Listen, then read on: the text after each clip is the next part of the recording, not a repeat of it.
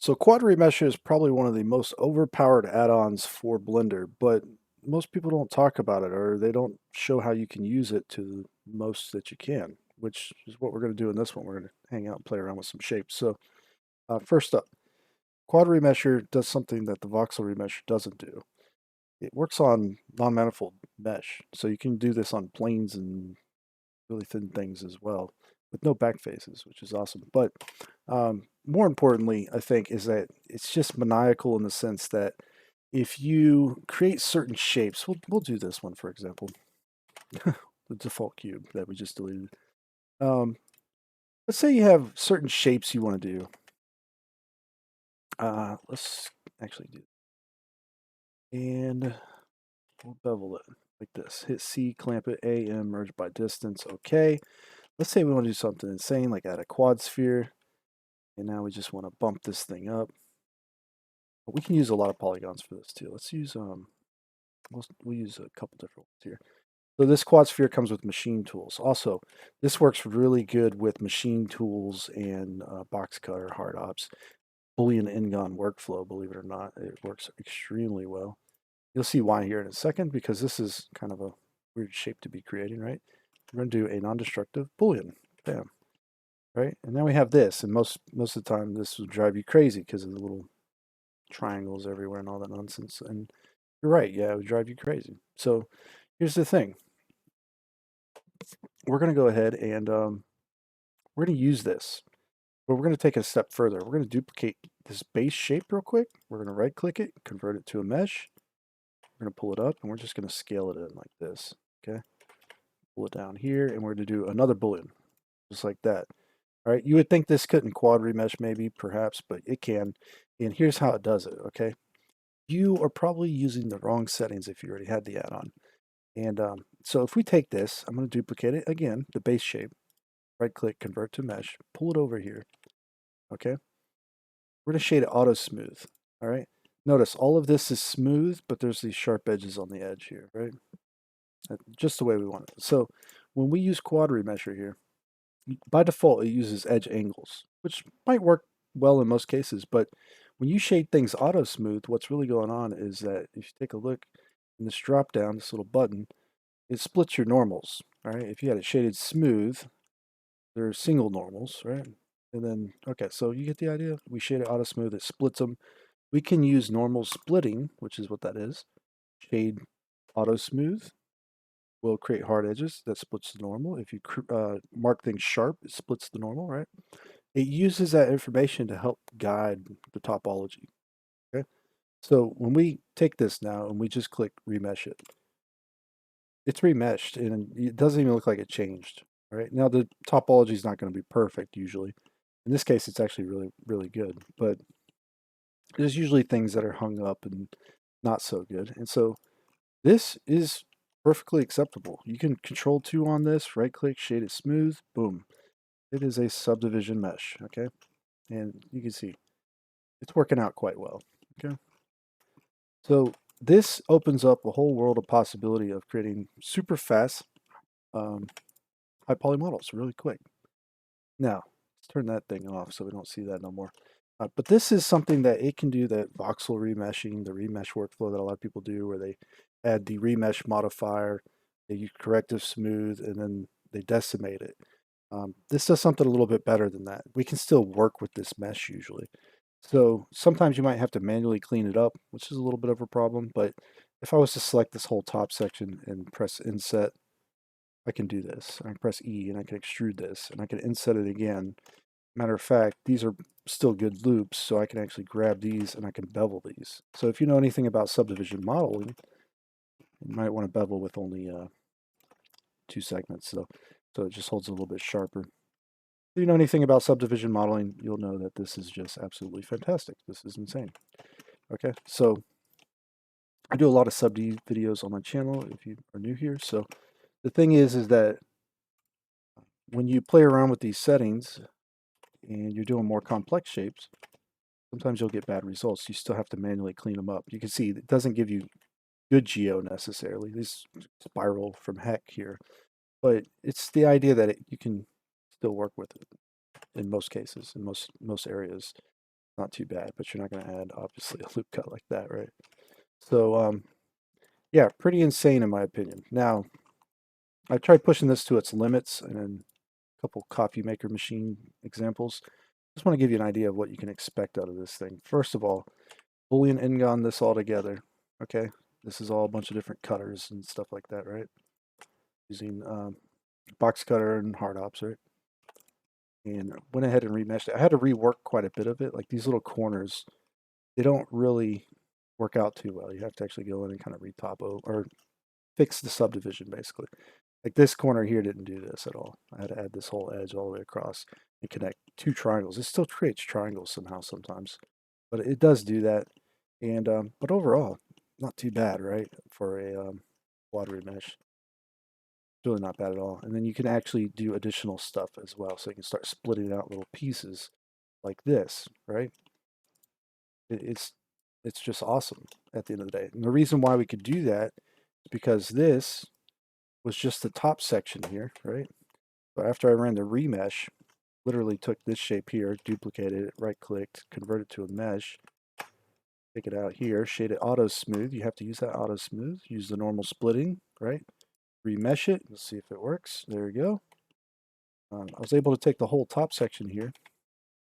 And actually, before I did that, sometimes you have to like straighten up an edge maybe. So this is where machine tools comes into play. Alt A, the align pie with machine tools, bam. Okay, so now we can go through here. P, separate the selection, bam. And this is cool and all, but you could do Boolean cuts on this. And that's what I did for this. I did a little slash Boolean with the little slash Boolean here, right? I did that for these shapes. So these are new boxes that were created, shoved into here, and then slash Booleaned them, separated them again, and remeshed it all. This shape was remeshed an additional time. And so this is what ends up happening, right? Like you can remesh it, done, and subdivide it, shade it smooth. So even if it had those holes in it, it would still do that, right? Matter of fact, we'll do it right now. Kind of, we'll just do a cut instead of a boolean. But actually, we got box cutter. Why not? We'll just. You see, I still have it on this slash boolean. Let's do a cutter this time though. So cutters are kind of interesting because sometimes they'll create holes, sometimes they won't. Matter of fact, we'll cut through this one. If you change it to exact, you can actually tell it to respect the holes or not. Sometimes that helps. But in this case, it doesn't really matter. We'll just do it fast. We'll apply it, and we'll do the remesh here. Bam, it's done. Shade it smooth. Subdivide it. There we go. This whole section here should be a selectable edge. Press E, Z if you wanted. S to scale it in. ES and Control F and grid fill it. So you see where this is going when it comes to working with the mesh. It's absolutely insane what it can do. It's really good. And it's just a lot of fun actually. Now sometimes if you remesh at too high of a resolution, you will get a little bit of faceting because these faces were not super curvy. And so you can see a little bit of faceting here did occur. That's fine if you remeshed it too much a little bit. You maybe could just knock it down a little bit. Just turn the quad count down and remesh it again, see what happens. It's probably remeshing it from the subdivision, so we'll see. Taking a little while to compute, but if I was to subdivide it after the fact, yeah, it might have got rid of some of that. So I could probably take it even lower if I needed to, but there you go. That's kind of the power of it. So for real blocky shapes, it works extremely well, but it can also, with a little bit of tweaking of the mesh after the result, it's not too bad either. So this, whoop, that's the same. This other little machine here, just to prove a point, it's blockier, right? And so it works out way better on something like this. You do it in little pieces and parts, it's going to be even nicer. Even some kind of things that seem rather complex, you can still quad remesh fairly easily. This one had a little bit of a cleanup involved. It didn't get this loop here at the base just quite right. I wanted that loop so it transitioned nicely, so I had to go through and work that out. But this was non-manifold. I didn't have an interior on it originally. Did a solidify, and then I actually cut this shape into piece so that it would Boolean union together, remeshed it, fixed the topo in that one section. The rest of this is Quad Remesher. All of, like, literally most of this is Quad Remesher. Everything except literally that little loop going around in that area is all Quad Remesher. So, oh, and I beveled some of the edges here at the top. So, you get the idea, right? It's kind of a cool little way of working. So how far can you actually push this thing? Pretty far, actually. Like, say you had a cylinder, and this cylinder just happened to have, another cylinder next to it, part of it like this, and then maybe it mirrored over here. And we'll apply that mirror real quick, and now we will place the origin point in the center, Shift D, duplicate it, rotate it, and go this 90 degrees, right? This is union to this, and we're going to do a union to this. Shift D, duplicate it, right click, convert to a mesh, pull it out over here. Something like this, subdividing this would usually drive you nuts probably. It's not that much fun, but it's possible. It's just not slow, right? And so shade auto smooth on this. We're going to go ahead and run Quad Remesher on it real quick. Default settings for the most part, except we're going to turn off detect, or we're going to turn on use normal splitting instead and turn that one off. And now, boom. Did you see anything happen? I didn't either. It's remeshed. Boom. Shade smooth. So this is going to give you that nice, crisp kind of sub D look on Boolean and gun shapes super fast. And I think that's the best part about it. But once again, sometimes it may or may not work out in certain areas, right? And so this is going to be a huge, huge workflow improvement if you are trying to sub D everything. You can definitely look into this and check it out, see if it's going to work out for you.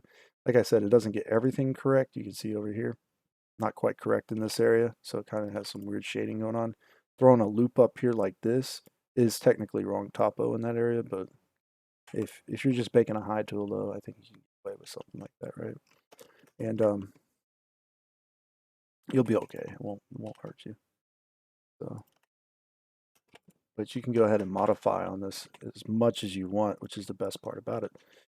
So like right through here, I could probably do an inset. Hope you can see it's insetting weird. Let's press E and S, Y, S, Z, pull it down a little bit. And I'm going to Alt S and just push it in real quick. I'm going to select out to here. So select more, Control Notepad plus, and then I'm going to use, there's a lot of selection methods I usually use, but boundary loop's one of my favorites for sure. Hot map that to a shortcut and use boundary loop. Do a little bevel out here like that, perhaps. You might have to still shift things around, right, to tighten up corners, but you get the idea. Boom. There we go. We got that going on this side at least. Trying to do it on all the sides. A little bit problematic maybe. But we can still do that for the most part. It's not too hard.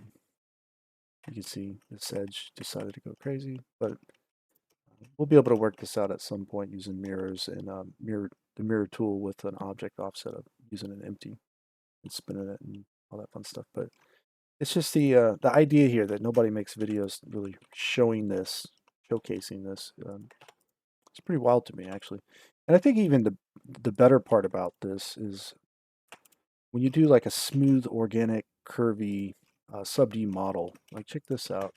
You could do just a really ridiculous sub D model, and just go to town on it. Do something like that. Symmetrize it if you want.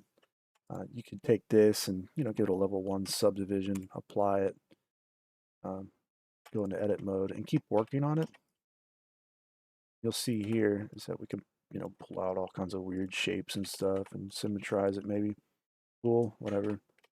But here's where it gets fun. We do need the resolution here, and so it's going to get a little bit dense and it's going to be pretty intense to work with booleans, but you can use booleans on this. So we're going to turn on box cutter, use the n-gon cutter. Let's slice into this a little bit. Okay, there we go. You can see you can go back, modify it if needed. You do want to try to keep some sharp edges. You don't always want to go super smooth. I don't know what just happened there, for sure. Not too smooth though, because those sharp edges help guide the topo, right? So if this, I mean, this still will read topo with Quad Remesher, but it's just gonna be a little bit harder to work with it, right? Because you're not guiding that topology around. You need that so you can keep working with it. Okay, so in this case, it's a really bizarre shape, but yeah, it's a thing. Let's go ahead and add a quad sphere here. Bump up that resolution again. Higher. Oop, if I can get in the side view, that'd be good. This number. I'm gonna drop it right in the middle and see what happens. Maybe we'll put it at the front a little. And we'll duplicate it. We'll use it again. We'll do both of them. Okay. We got some really bizarre shape like this started. I'm just showing you how far you can push this thing. It's actually pretty phenomenal, actually. Pull this one down. Grab that one edge. We'll bevel it. Okay.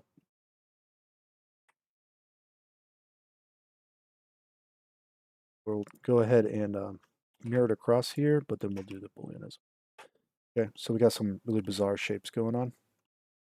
This is really low angle. It's going to struggle with this.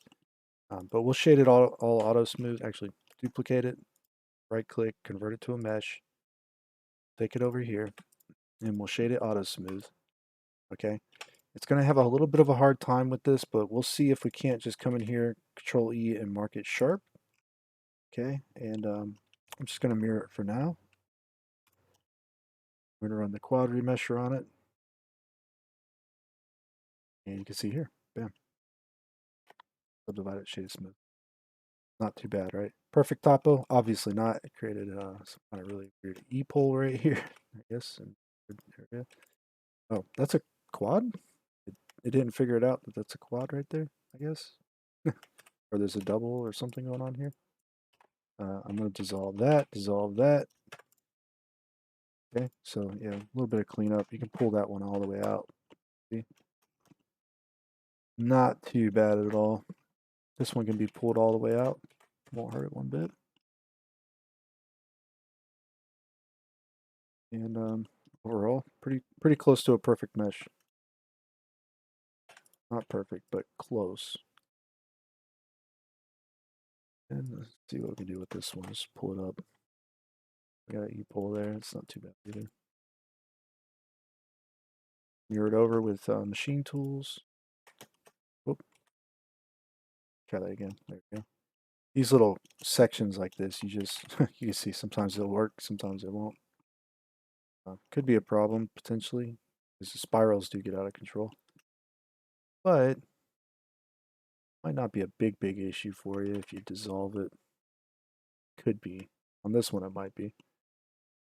So yeah, the center, that symmetry line that it creates, remove redundant center, might want to try doing that. We'll take that away. We'll do the mirror again. See, that is a Ingon there. I think that's more on machine tools. I think maybe the way I laid it out too a little bit. I don't know. But it still works. That's the idea. So we'd have to come in and clean this one up, obviously, but a little bit. Really not that bad though. If I join here, these are technically quads.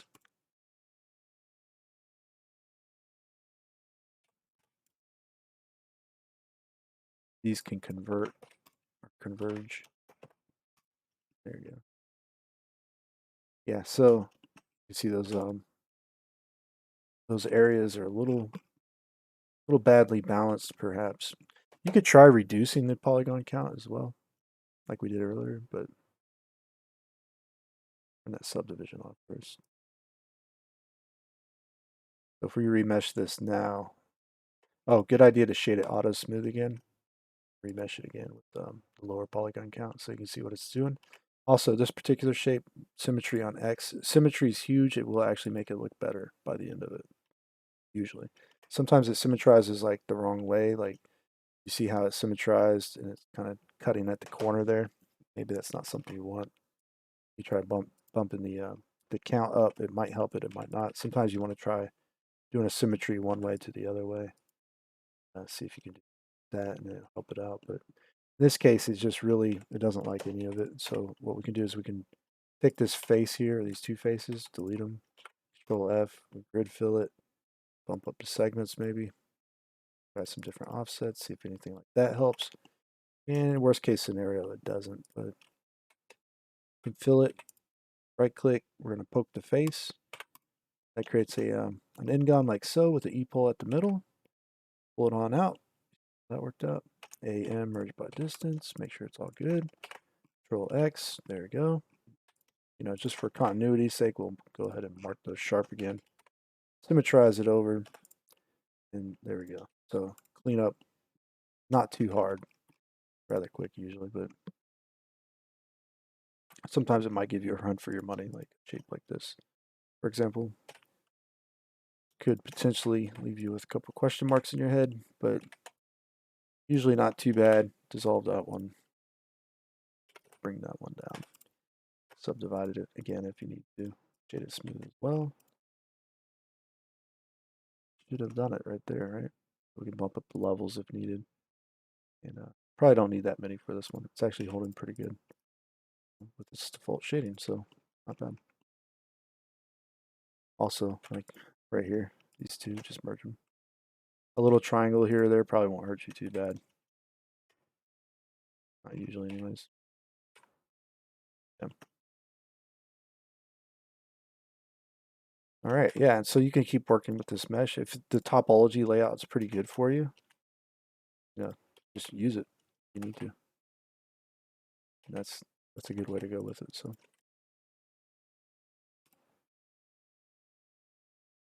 and this one as well. Extrude it out, scale it. There you go. So yeah, combo your sub D skills together with Quad Remesher, and you're in for a heck of a treat. And be a lot of fun.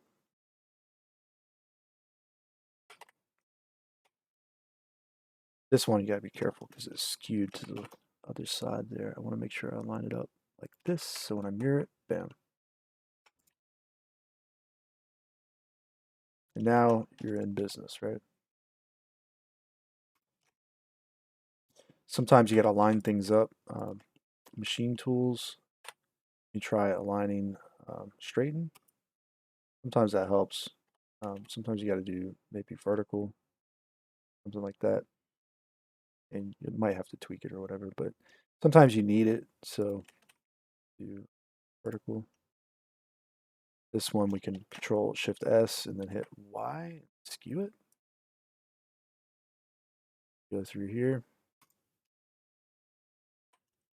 We're going to press E and S, push it in fairly substantially, and let's bring it forward, actually. Make sure we don't go, through the other piece. Bring it on. Let's go back to global. I somehow shifted that, maybe? I don't know. Oh, I am on global. Okay. Doing something wrong. Yep. Dries with mesh machine.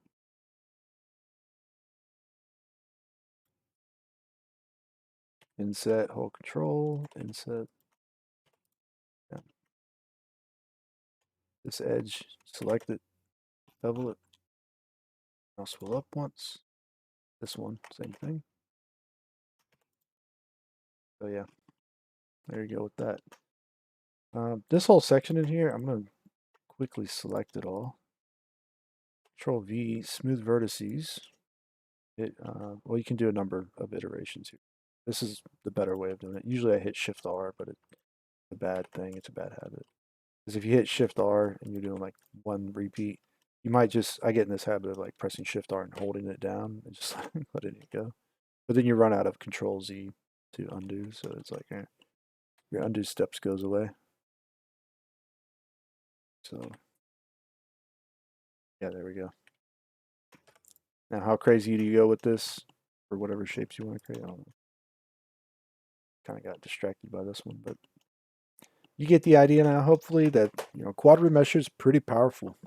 Like once you learn to kind of use it with sub D, it's extremely powerful. Um, so keep that in mind if you ever look at that add-on and you wonder why people are buying it. It's not just for sculpting, which is the original reason I bought it, but you certainly can use it for this.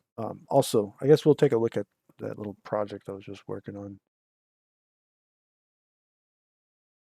I was just doing a sculpt, and I use Quad Remesher for sculpts like this, where I make these really crazy little quick sculpt concept things. This thing's a just using Remesher to originally do it, I think, or dynamic topology. But this is ran through Quad Remesher as well at the end of all this. So triangulate. No, it's triangulated right now because I actually unwrapped it in Substance Painter. So let me turn all of these off. Turn this one on maybe. I'll try to find the one that, okay, turn all of those back on. Try to find the original here. One of those last two ones. This one. Why are these guys still showing up when they're, oh no. So yeah, just triangles to sculpt, right? Dynamic topology. Take him, do Quad Remesher here. I use default settings on this one, so you just reset settings. Oh, I had symmetry on, so symmetry on X. Remesh. It's gonna take a little second for this one probably, because it's 700,000 triangles. It doesn't do too well with the triangles. Probably better to use the voxel remesher. And then, but you can see that's all I did for this, right? Like I didn't go through and do this all by hand. Now, did this give me perfect loops for the eyes and stuff like that? No, not really. But it's close to wanting to do it. It's just not there. Yeah. It's really not bad for organics at all. And it's extremely fast. So you can create a lower poly model and then bake the higher poly model onto it and have a lot of fun with that. So anyways, that's pretty much it for this video. I hope you enjoyed. You learned something about Quad Remesher maybe you didn't know before. Maybe it'll actually interest you in buying that add-on, because most people think it's kind of meaningless with the remesher, but it's really not, and really quite good. So anyways, I'll check you guys out in the next one. Hope you enjoyed. Take care.